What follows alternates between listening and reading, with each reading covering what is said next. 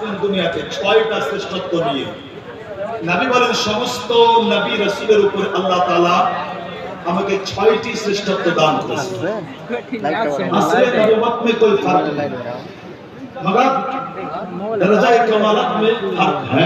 आदर वीडियो करबा आदर ही होवे दलील হচ্ছে আল্লাহর কোরআন। আল্লাহ বলেন তিলকা রাসূল খাতামনা বা'দুহুম আলা मैंने सुना ना ওয়াজান মুহতারাম 6টা শ্রেষ্ঠত্ব কি তো নবী পাক আকা মুস্তাফা বলেন যে হাদিস মুসলিম শরীফে আছে ফুদ্দিলতু আলাল আমবিয়া বিসিত্তিন উতিতু বিজাওয়ামিআল কালিম ওয়া নুসিরতু বিররুব ওয়া উহিল্লাত লিয়াল গনাইম ওয়া জুইলাত লিয়াল আরদু তাহুরান ওয়া মাসজিদান ওয়া উরসিলতু ইলাল খালকি কাফাতান ওয়া খুতিমা বিআন নবী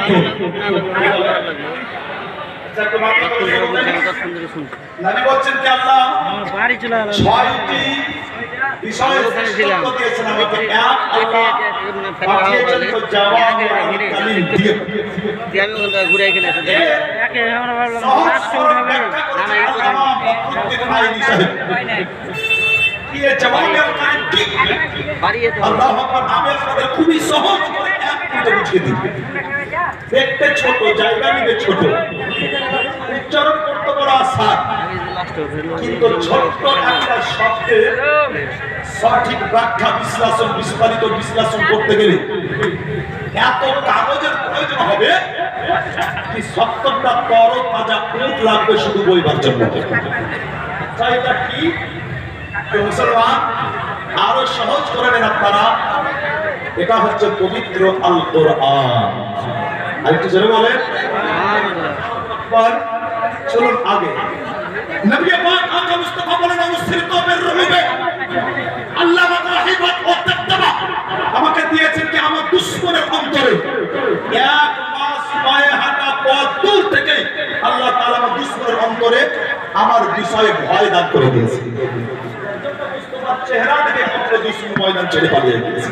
বলে বলবেন না আকা মুস্তাফা বলল ইল্লাত লিয়াল গনাই মালে গনিমত আল্লাহ আমার জন্য আমার খাতির আল্লাহ উম্মত উম্মতের জন্য হালাল করে দিয়েছেন। কটা হলো? 3টা। 4 নম্বর আল্লাহ পাকের নবী বলেন ওয়াজুইলাত লিয়াল আরদু তাহুরান ওয়া মাসজিদান আল্লাহ তাআলা আমার খাতিরে সারা পৃথিবীর মাটিতে আল্লাহ তাআলা মসজিদ বানিয়ে দিয়েছেন। টাইম হয়েছে জমির আলে নামাজ পড়ে নেন কবুল। ধরে বলে নামাজ পড়ে নেন কবুল। এটা আগে উম্মতের জন্য অফার ছিল এবং ছিল না।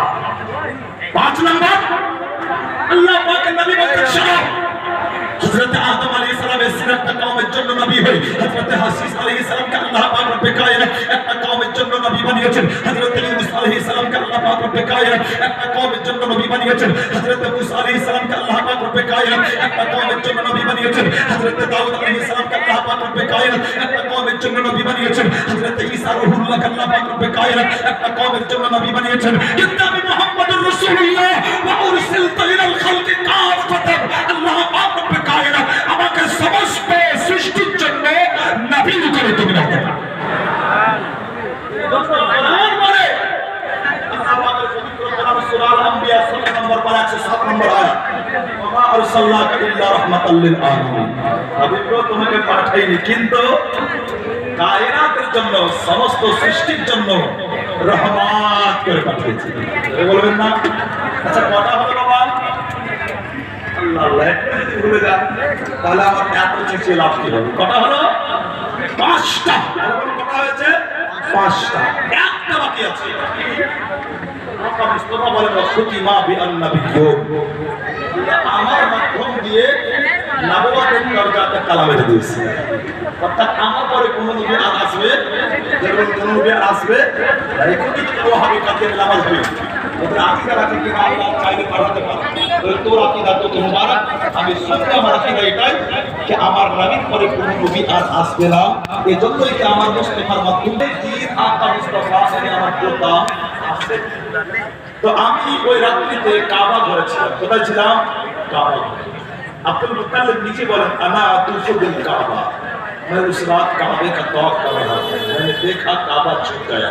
तो बोलें सुभान अल्लाह, काबा झुका গিয়েছে। আমি বললাম যে সারা দুনিয়ার মানুষ তোকে দেখে ঝুঁকে, তুই ঝুঁকেছিস কার জন্য? কাবা থেকে আওয়াজ আসলো তবে জানাতুম রাসূলুল্লাহ। বলেন কাবা খবর দিল